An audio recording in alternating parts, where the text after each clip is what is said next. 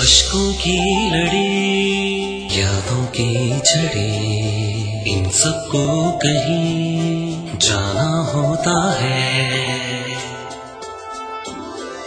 खुशियों की घड़ी छोटी ना बड़ी, इसको भी कहीं आना होता है।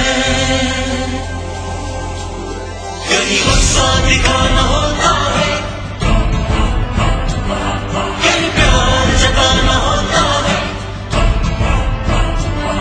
इन जज्बों को, इन राज़ों को, इन खुशियों को, इन अश्कों को जीने का माना कहते हैं, हम एक अमानत कहते हैं।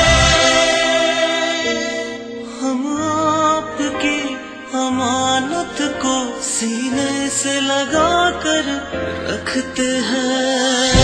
फिर मयार की बुलंदी को छूते हुए, अपना मकसद बनाते हुए, हर फासला मिटाते हैं। आपके घरों तक पहुंचाते हैं।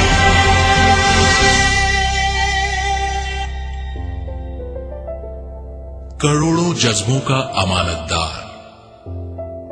Telenor, the smart call.